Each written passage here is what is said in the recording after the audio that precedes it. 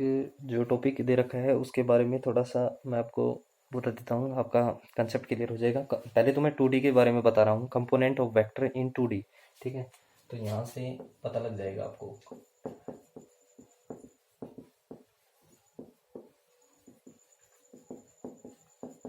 2D components of vector in 2D। ठीक है ना, तो यहाँ से ये मान लीजिए एक्स एक्सिस है, ये वाई एक्सिस है, यहाँ पे कोई वेक्टर है दे रखा है, यहाँ से ओ पी, जो इसके पॉइंट है एक्स एंड वाई है। ठीक है ना, तो यहाँ से जब ये इस डायरेक्शन में, इसको मैं इस प्रकार से, ये परपेंडिकुलर इसकी टिप से यहाँ पे इस पे परपेंडिकुलर, ठीक है। तो यहाँ से मान लीजिए ये ए पॉइंट है, ये पॉइंट बी है। ठीक है, तो इसका जो रिजल्टेंट है, जो जिसको हम डिनोट कर रहे हैं आर से, जो इसका रिजल्टेंट होगा वो सीधी सी बात है ओपी वेक्टर इज इक्वल। ठीक है ना, ओपी वेक्टर मतलब ये सीधी सी बात है, ये स्केलर कंपोनेंट की कैटेगरी में आते हैं जो होते हैं। तो इनके साथ जो डायरेक्शन, जो यूनिट वेक्टर लगता है, जो डायरेक्शन बताता है यहाँ से सेंस बताते हैं उसकी, तो वो क्या हो जाते हैं, पूरी वेक्टर के फॉर्म में आ जाते हैं। तो यहाँ से इसकी डायरेक्शन की यूनिट वेक्टर क्या आ जाएगा, यहाँ से एक्स, यहाँ से आइटा, और यहाँ से क्या जाएगा जे बताएगा। ठीक है ना, कि ये इस डायरेक्शन में है।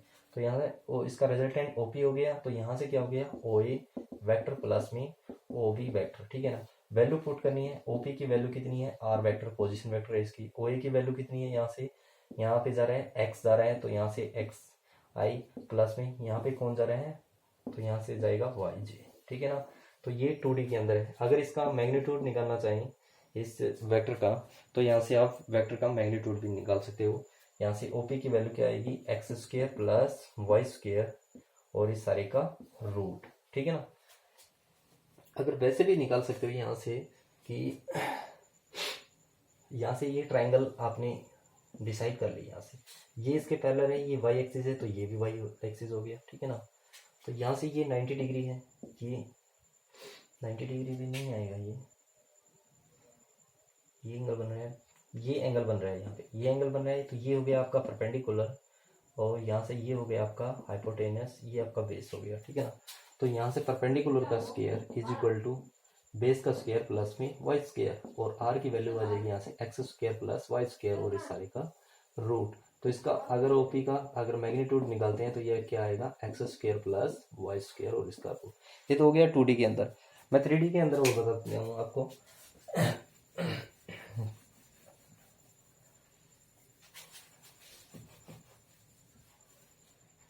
यहाँ से हो गया components of vector in 3D। ये 3D के अंदर बताता हूँ मैं आपको, ये कुछ इस प्रकार से हैं। ये हो गया मान लीजिए जेड एक्सिस, ये हो गया वाई एक्सिस, ये एक्स एक्सिस। ठीक है ना, तो यहाँ से कोई भी वेक्टर ले लीजिए, यहाँ से मान लीजिए कोई वेक्टर है, यहाँ से ये वेक्टर ले लिया मैंने स्पेस के अंदर। ठीक है ना, ये इतना वेक्टर ले लीजिए,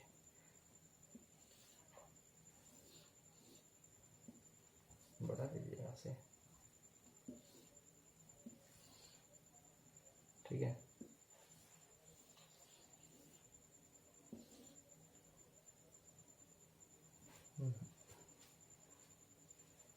ये फिर अलग बन जाएगा, आपको समझ में नहीं आएगा ये। फिर एक काम कीजिए, स्पेस के अंदर नहीं, यहीं पे ले लीजिए। ठीक है ना,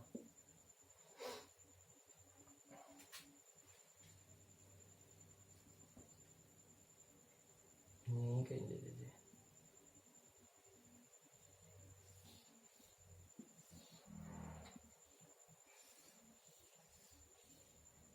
ठीक है ना, बन नहीं रहा।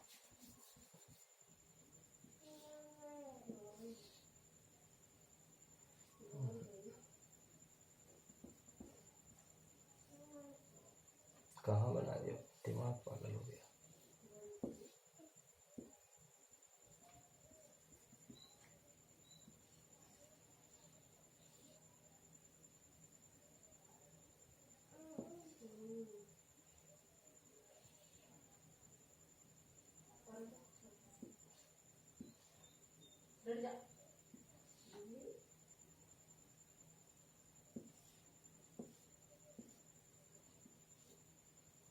ये वैसे पता लग जाएगा आपको।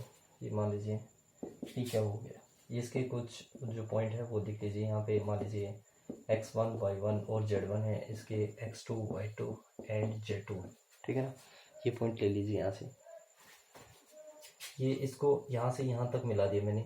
ये मान लीजिए m है, ये r है यहाँ से, ठीक है ना। इसी से पता लग जाएगा आपको। ये थोड़ा सा बनने में थोड़ा सा दिक्कत हो गया था, इस वजह से थोड़ा सा है, ठीक है ना। स्पेस के अंदर है वेक्टर, ठीक है ना, 3 डायमेंशन मैंने बताया था आपको, स्पेस के अंदर है। तो यहाँ से आपको पहले तो आपको यहाँ से ये आइटा जाएगा, इसका डायरेक्शन बताएगा, ये जेड जाएगा और यहाँ से क्या जाएगा, के जाएगा, ठीक है ना। तो मैं इसके अंदर देखता हूँ, पहले इसके अंदर देखता हूँ, इस वेक्टर की पोजीशन देखता हूँ, इस वेक्टर की यहाँ से, ठीक है ना। तो यहाँ से पी क्यू की वैल्यू देखता हूँ मैं, पी क्यू की वैल्यू देखता हूँ। तो इसमें क्या आ रहा है पी क्यू की वैल्यू, तो पी आर प्लस में पी क्यू की वैल्यू है, पी क्यू की वेक्टर की पोजीशन क्या है, पी आर प्लस में कौन सा आ रहा है, आर क्यू, ठीक है ना। इस पी क्यू की क्या है, ये आर क्यू और ये पी आर, ठीक है ना। चलिए यहाँ से हो गया। इसमें इस ट्राइंगल के अंदर इसमें पी आर का देखता हूँ, इस पी आर का देखता हूँ यहाँ से, तो क्या हो गया, पी आर वैक्टर हो गया यहाँ से। तो इसका क्या हो गया, पी एम प्लस में, और यहाँ से क्या हो गया, एम आर। इसकी वैल्यू कहाँ, इसकी वैल्यू यहाँ पुट कीजिए पी आर की। तो यहाँ से पी क्या हो वेक्टर है, यहाँ से क्या हो गया, पी एम प्लस में एम आर और प्लस में आर क्यू वेक्टर, ठीक है ना। तो पी एम देखता हूँ मैं, तो पी एम देखिए कि यहाँ पे है पी एम, पी और एम, ठीक है ना। तो यहाँ से मैंने बताया था जो एंगल क्रिएट हो रहा है ये एक्स एक्सिस और ये कुछ इस तरह से है, इसके अलोंग क्या है कि ये थोड़ा सा डायग्राम में थोड़ा सा नीचे खिसकाएंगे। तो ये एक्स और वाई के, मैंने बताया था अल्फा एंगल है वो किसके, एक्स और वाई के बीच में बन रहा है, ठीक है ना। तो यहाँ से आपको देखना पड़ेगा, ये एक्स एक्सिस में जा रहा है, तो यहाँ से मान लीजिए ये वाई एक्सिस है, ये आपका एक्स एक्सिस है, ये कुछ इस तरह से बन रहा है। ये ट्रायंगल यहाँ पे P है, यहाँ पे M है, ठीक है ना। तो यहाँ पे Q है, तो Q के कोऑर्डिनेट कुछ इस तरह से 2D में मिलाए थे इस प्रकार से, ठीक है ना। मान लीजिए यहाँ पे A है, ये कोई B है, यहाँ पे O है। तो यहाँ से अगर मैं OA में से अगर OP माइनस करूँ तो किसकी वैल्यू आएगी, AB की वैल्यू आएगी। किसकी वैल्यू आएगी, AB की वैल्यू आएगी। और जो AB है वो पैरेलल है किसके, जो AB है वो पैरेलल है किसके, PM के पैरेलल है, ठीक है ना। तो यहाँ से AB की वैल्यू फाइंड कीजिए। तो AB की वैल्यू कैसे फाइंड करूंगा, तो यहाँ से AB मैं लिख दूंगा पैरेलल है किसके, PM के वेक्टर के, ठीक है ना। तो यहाँ से आ जाएगी, यहाँ से x2 माइनस में x1, क्योंकि यहाँ से क्यू की क्या है कोऑर्डिनेट ये है। तो ये x2 माइनस और कौन सा डायरेक्शन दिखा रहा है, यूनिट वेक्टर आइटा लग गई, ठीक है। चलिए PM की वैल्यू आ गई। इसके बाद भी है MR का देखते हैं। तो MR ये रहा MR आपका, ठीक है ना। MR है तो यहाँ से ये Z और Y के उसमें बन रहा है, क्योंकि बेटा एंगल बनाएगा यहाँ पे। तो ये कुछ MR ये इस प्रकार से है, ये M है, यहाँ पे R है, ठीक है। तो यहाँ से ये देखता हूँ मैं, तो यहाँ से मान लीजिए C, यहाँ पे D, ठीक है ना, यहाँ पे O। तो यहाँ से OD में से अगर मैं OC माइनस करूँ तो यहाँ से क्या बचेगा, CD। और CD है वो पैरेलल है किसके, MR के। यहाँ पे इसके कोऑर्डिनेट क्या है, y2 माइनस y1, और यहाँ से क्या हो गया, J हो गया, ठीक है। चलिए यहाँ से इसके बाद में देखता हूँ मैं किसकी वैल्यू निकालनी है मेरे को, आर क्यू की वैल्यू। आर क्यू कहाँ है, ये रहा आर क्यू, ठीक है ना। तो ये भी यहाँ पे बनेगा आर क्यू, यहाँ पे y है, यहाँ पे z है, ठीक है ना। तो यहाँ से आर क्यू, तो ये कुछ इस तरह से है, ठीक है ना। इसको थोड़ा छोटा स्मॉल लीजिए। यहाँ पे R है, यहाँ पे Q है और यहाँ पे P है, ठीक है ना। P से ये पॉइंट आ गया, Q से ये पॉइंट आ गया, ठीक है ना। तो ये 2 वाला पॉइंट है, ये 1 वाला है कोऑर्डिनेट की। तो यहाँ पे मान लीजिए L और T और L, या फिर U भी मान लीजिए U और V, ठीक है। यहाँ पे O गया, तो यहाँ से मैं कर सकता हूँ OV, यहाँ से मैं कर सकता हूँ इसमें कि OV माइनस में OU। तो यहाँ से किसकी वैल्यू बच गई, VU की। और VU है वो पैरेलल है किसके, VU पैरेलल है किसके, RQ के। तो यहाँ से RQ के पैरेलल है, RQ वेक्टर के पैरेलल है। तो इसकी वैल्यू क्या हो जाएगी, यहाँ से Z2 माइनस Z1, और यहाँ से क्या हो जाएगा K, ठीक है ना। ये सारी की सारी वैल्यू कहाँ, इसमें पुट कर दीजिए, यहाँ पे इसमें पुट करेंगे यहाँ पे। तो यहाँ से वैल्यू आ गई, पी क्यू की वैल्यू क्या है, R है, यहाँ से पोजीशन वेक्टर R हो गया, यहाँ से पी क्यू की वैल्यू। तो इसकी वैल्यू क्या हो गई, x2 माइनस x1 और I प्लस में y2 माइनस y1 और यहाँ से j प्लस में, और यहाँ से हो गया z2 माइनस z1 और यहाँ से क्या हो गया k। अगर मैं इसका मैग्नीट्यूड निकालना चाहूँ तो यहाँ से पी क्यू का मैग्नीट्यूड अगर निकलेगा तो यहाँ से हो जाएगा x2 माइनस x1 का स्क्वायर प्लस में y2 माइनस y1 का स्क्वायर प्लस में z2 माइनस z1 का स्क्वायर और इसका रूट, ठीक है ना। तो ये 3D के अंदर है, वो 2D के अंदर बताया था मैंने आपको। 3D के अंदर और 2D के अंदर कंपोनेंट ऑफ वेक्टर कैसे काम करते हैं वो आपको समझ में आ गया होगा। ये जरूरी नहीं है कि ये पी क्यू वेक्टर है यहाँ से ओरिजिन से भी हो सकता है। ओरिजिन से इस प्रकार से मिला था जब मैंने रिलेशन बताया था, direction relation between direction cosine of A line के बारे में बताया था, तो यहाँ से ओरिजिन से चला था। जरूरी नहीं है तो उसके ओरिजिन उसके कोऑर्डिनेट क्या हो जाती है, 0 0 हो जाती है, ठीक है ना। यहाँ पे क्या है x1 y1 z1 कुछ भी वैल्यू हो सकती है यहाँ से, इस स्पेस के अंदर है, ठीक है ना। इस बात का ध्यान रहे, ठीक है ना। और वैसे इसका अगर रेजोल्यूशन करते हैं तो यहाँ से रेजोल्यूशन कैसे करते हैं, जब ये होता है ये पी क्यू तो यहाँ पे इस पे परपेंडिकुलर डाला जाता है यहाँ पे, ठीक है। इस प्रकार से करवाइए। देखिए मैं बता देता हूँ एक बार रेजोल्यूशन के बारे में और बता देता हूँ फटाफट, जैसे कि बनाना हो तो कैसे।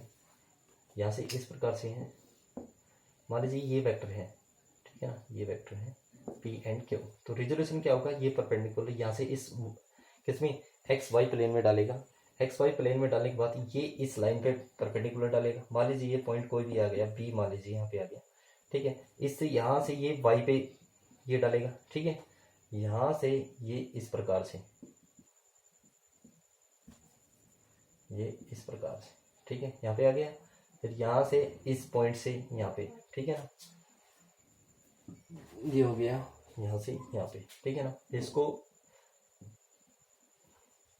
आगे बढ़ा दिया तो इसको भी आगे बढ़ा दिया, ठीक है ना। यहाँ से इसको इस प्रकार से मिला दिया इस पी क्यू से। मान लीजिए ये पी क्यू है तो इस क्यू से यहाँ पे परपेंडिकुलर डाल दीजिए, ठीक है ना, और इसको इस प्रकार से मिला दीजिए। और यहाँ से हो गया आपका ये, तो ये हो गया, यहाँ से ये मिल गया, ठीक है ना। ये डॉट है, ठीक है ना, ये डॉट है यहाँ पे, हाँ बन गया। यहाँ से ये इस प्रकार से इस प्रकार से इस प्रकार से, ये इस पॉइंट से ये इस पे परपेंडिकुलर, इस पॉइंट से यहाँ से इस पे परपेंडिकुलर, और यहाँ से ये तीनों पे परपेंडिकुलर। इसकी जहाँ टिप होती है ना वहाँ से, जिस जहाँ पे इसका हेड होता है वहाँ से इस पे परपेंडिकुलर डाला जाता है, ठीक है ना। इसका रेजोल्यूशन भी बताऊंगा। इसका नेमिंग कैसे होता है, नेमिंग जैसे कि इसको पोजिशन ए से मान लेते हैं, इसका नेमिंग होता है ए एक्स से रिप्रेजेंट कर, कई बुक वगैरह में होता है एक्स से रिप्रेजेंट कर ले। यहाँ पे आयोटा प्लस में ए वाई जे प्लस में ए जेड के, ठीक है ना। तो यहाँ से हो जाता है, यहाँ से ए एक्स का स्क्वायर प्लस में यहाँ से ए वाई का स्क्वायर प्लस में ए जेड का स्क्वायर और इसका रूट, ठीक है ना, यहाँ से ए स्क्वायर। अगर वैल्यू निकालते हैं तो उसको रिजोल्यूशन में आ जाता है, वो रिजोल्यूशन का मैं बताऊंगा, ठीक है, नेक्स्ट वीडियो में। तो के लिए बहुत बहुत धन्यवाद आप लोगों का। चलिए, थैंक यू।